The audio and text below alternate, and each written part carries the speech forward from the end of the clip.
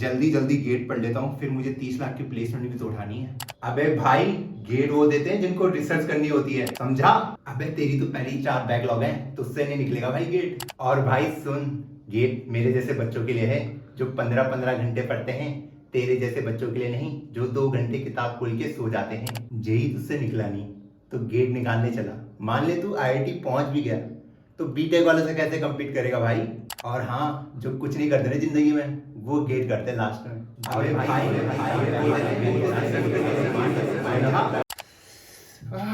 मैं नहीं पढ़ता।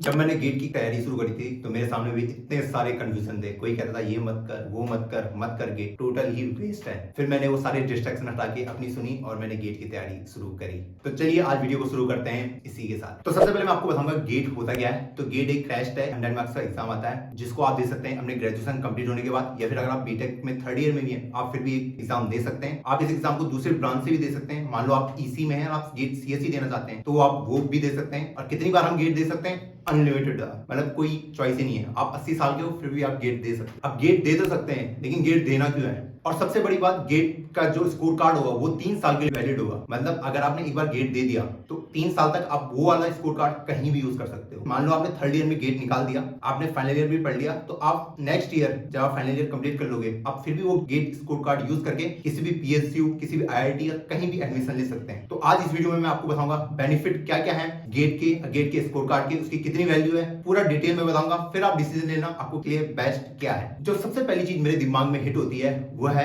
एमटेक, एमएस या पीएचडी। आपने गेट क्लियर किया, जनरली जो एमटेक है उसके थोड़ा हाई स्कोर चाहिए होता है अगर आपको एमटेक करना है। एमटेक के लिए हमारे पास बहुत ही अच्छे अच्छे कॉलेज हैं, टॉप 8 की आईआईटीज हैं, टॉप की एनआईटीज हैं, ट्रिपल आईटीज है टॉप की, और आईएससी बैंगलोर तो है टॉप का। तो अगर आप यहाँ से अगर एमटेक करते हैं तो जनरली आपको जो प्लेसमेंट होगा 15-20 लाख का आराम से। अगर मैं कंप्यूटर साइंस और इंजीनियरिंग की बात करूं, अगर आप टॉप 8 आईआईटी से करते हैं तो 25 लाख आप मिनिमम क्राइटेरिया मान के चलें एवरेज का, कि इतना हो जाता है। अब बात ये यार एमटेक करना क्यों है? देखो एमटेक में बहुत सारे बेनिफिट है। अगर आप एमटेक करने आ गए तो ये पहले तो 2 साल का है, 3 साल का भी होता है। टीए और आरए आपकी मर्जी, आपको 2 साल का करना है, 3 साल का करना है। जब आप एमटेक करना है तो आपको हर मंथ 12,400 रुपए स्टाइपेंड मिलेगा आपको गवर्नमेंट की ओर से, जिससे आप अपना गुजारा कर सकते हैं और आपको घर वालों पे डिपेंड रहने की फिर जरूरत नहीं है। फीस काफी कम है। अगर मैं पूरे एमटेक की फीस के बारे में बात करूं जिसमें मैं हॉस्टल मैस सब मिलाऊं तो ये 2 लाख से ऊपर नहीं जाने वाला आपका।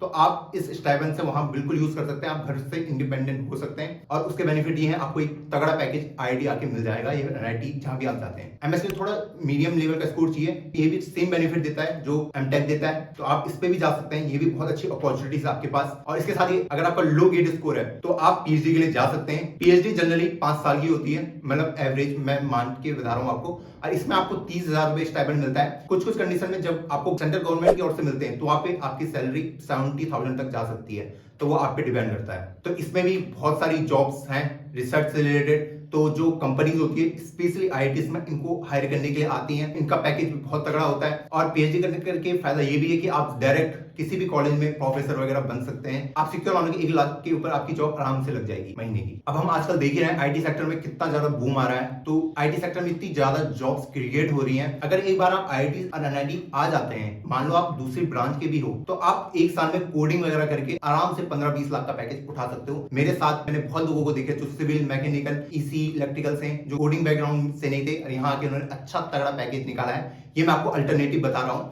आप अपने कोर ब्रांच से भी प्लेसमेंट उठा सकते हैं, उनका भी काफी अच्छा है पैकेज। अब बात आती है यार गेट की तैयारी हम करें कहां से? तो एक तो है कि हम स्टैंडर्ड बुक वगैरह फॉलो करें, तो आप अपने जो भी स्टैंडर्ड बुक्स हैं उनको फॉलो आप कर सकते हैं। दूसरा है कि आप किसी कोचिंग में जाएं। तो अगर आप कोचिंग की साइड लेते हैं तो कोचिंग आपको एक वेल स्ट्रक्चर्ड कोर्स देगा पूरा एक डिटेल में, और उसको एक शॉर्ट फॉर्म में आपको प्रोवाइड कराएगा। जो सेकंड चीज आती है इसमें वो है पीएसयू। अब पीएसयू देखो क्या होता है कि जो गवर्नमेंट, उन जो कंपनी होती है जिसमें गवर्नमेंट की हिस्सेदारी 50% से ज्यादा होती है, उन्हें पीएसयू मानते हैं। और ये गवर्नमेंट जॉब है जिसमें मतलब आपको जॉब सिक्योरिटी बहुत अच्छी मिलेगी। तो 30 से 40 पीएसयू है इंडिया में। तो अगर आप इन पे जॉब करते हैं तो आप मान सकते हैं कि 70-80 हजार या 1 लाख तक आपकी सैलरी होगी, जिसमें आपको अदर बेनिफिट्स भी मिलते हैं। ये पीएसयू आपको डायरेक्टली हायर करते हैं। जैसे IOCL हो गया, NTPC हो गया, और जो अदर एग्जाम होते हैं इसरो, बार्क के, वो गेट का ही सिलेबस आपको अपने एग्जाम में पूछेंगे। अगर आप एक बार गेट की तैयारी कर लेते हैं तो ये वाले जो एग्जाम होंगे वो आपके लिए केक वॉक होंगे आराम से। तो बेनिफिट्स बहुत है, सैलरी बहुत अच्छी है, आपको फ्लैट्स मिलते हैं, आपको बहुत डिफरेंट पर्क्स मिलते हैं। तो आप एक तरीके से सेटिस्फाई रहोगे अपनी जिंदगी में अगर आप PSU में चले जाते हैं। अब मैं तीसरी चीज की बात करूं, वो होता है MS कहां से, फॉरेन कंट्रीज की बात कर रहा हूं मैं। अब देखो गेट का जो वैल्यू है ना बहुत तगड़ा है। जो बाहर की कंट्री है ना वो आपको गेट स्कोर के कार्ड में सीधा एडमिशन दे देंगी, जैसे सिंगापुर की हो गई, जर्मनी की हो गई, या आपको डायरेक्ट एडमिशन देंगे, आपको स्टाइपेंड भी देंगे तगड़ा वाला। और अगर मैं यहाँ के जो पैकेज होंगे वो भी आपके करोड़ों में लगेंगे, क्योंकि वहाँ कॉस्ट ऑफ लिविंग थोड़ी हाई है, तो आपको करोड़ों के पैकेज आराम से मिल जाएंगे। 2 या 3 साल का आपको पूरा MS होगा। और अगर आप सोच रहे हैं यार फॉरेन जाने के लिए मुझे बहुत ज्यादा पैसे खर्च करने पड़ेंगे, देखो ऐसा नहीं है। जो कुछ रेप्यूटेड कॉलेजेस हैं वो आपको फ्री में भी पूरा MS करा सकते हैं, और अगर नहीं भी करवा रहे तो आप बैंक से इजीली आपको लोन मिल जाएगा। तो आपको टेंशन लेने वाली बात नहीं है, आपका तगड़ा पैकेज लगेगा, आप 1 या 2 साल में अपना पूरा लोन कंप्लीट कर दोगे। अब चौथा आता है जो NITI मुंबई है, वो आपको सीधा मैनेजमेंट का कोर्स वो कराते हैं, जो 4-5 साल का कोर्स होगा आपका टोटल। तो वहां का भी जो एवरेज पैकेज है वो 17 लाख से ऊपर का है, मतलब काफी तगड़ा है। आपके पास ये भी एक ऑप्शन है, जब इंडिया बना था उस टाइम पे IITs बने थे, एम्स बने थे, तो उस टाइम पे NITI मुंबई भी बना था, तो वो भी आपके पास एक चॉइस है जिसमें आप गेट स्कोर से आप एडमिशन डायरेक्ट ले सकते हैं। तो आज की वीडियो में आपको इतने सारे ऑप्शन बताए हैं कि गेट के क्या क्या बेनिफिट्स हैं, आप इसको कहां कहां यूज अच्छे से कर सकते हैं। अगर जो मेरी पर्सनल चॉइस होगी, IIT से अगर आप MTech करते हैं तो मैं कहूंगा कि आपके मजे हैं IIT, NIT और IIIT और IISc बेंगलोर से, क्योंकि यहाँ का प्लेसमेंट ही बहुत तगड़ा है। लोगों के मत सुनो कि जो कह रहे हैं कि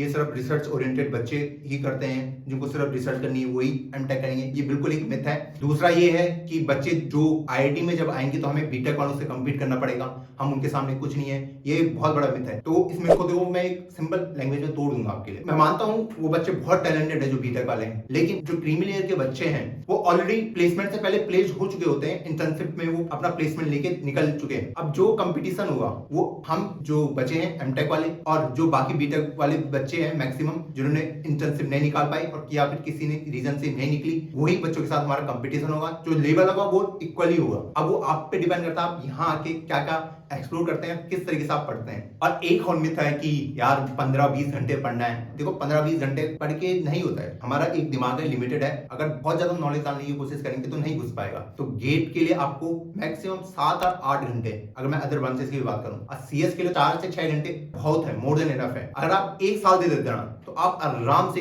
अच्छी रैंक लिया होगा, अगर आप सीरियस प्रिपरेशन करते हैं। बस कंसिस्टेंसी बहुत इंपॉर्टेंट है गेट के लिए, कि आपको कंसिस्टेंट रहना है, डिस्ट्रैक्ट नहीं होना है। और सबसे बड़ी चीज दूसरे की, हम जब स्ट्रेटेजी देखते हैं कि यार ये इस कोर्स को फॉलो कर रहा है, वो उस कोर्स को फॉलो कर रहा है, तो मैं उधर भागूं। आपको जो बेस्ट लगता है वो कोर्स फॉलो करो, आप अपनी स्टडी जो उसी को स्टिक करो और वही फॉलो करते जाओ, आपके बिल्कुल वर्क करने वाला है। और एक और चीज, जो भी गेट एस्पिरेंट है, दूसरों के नोट्स बिल्कुल कॉपी मत करो, अपने खुद के नोट्स आप बनाएं, वो आपको बहुत अच्छा बेनिफिट देगा मेरे अकॉर्डिंग। और 4 साल का BTech का कोर्स मैं 1 साल में कैसे पढ़ूंगा, आपको भी बताया, आधे से ज्यादा सब्जेक्ट देखो हमारे कुछ काम के नहीं होते हैं, 1 साल में पूरा कवर आप कर सकते हैं गेट के सिलेबस को। तो इसके वो वाली टेंशन तो आपको लेनी नहीं है। और ये भी मत सोचो कि यार मुझसे JEE नहीं निकला था तो मुझसे गेट भी नहीं निकलेगा, ये बहुत बड़ा मिथ है, आराम से निकलता है। JEE में आप खुद सोचो, खुद से एक बार ये वाला क्वेश्चन पूछना कि आपने दिल से मेहनत करी थी, कि आपने उतने आवर्स अपनी स्टडी को दिए थे, ये क्वेश्चन पूछना, आपको आंसर मिल जाएगा। अगर नहीं दिए थे तो वही आपका आंसर है। अभी मेहनत करोगे ना, पूरी लाइफ बदल जाएगी। मैं ये नहीं कह रहा कि गेट ही वो तरीका जो आपकी लाइफ चेंज कर देगा, मैं ये कह रहा हूँ GATE is one of those exam which can change your life. बाकी आपको इस वीडियो से रिलेटेड कोई भी डाउट है, कमेंट सेक्शन खुला है, आराम से क्वेश्चन पूछो, जो भी डाउट आता है आपके माइंड में। और नेक्स्ट वीडियो में किस टॉपिक पे बनाऊं वो भी मुझे पक्का बताना।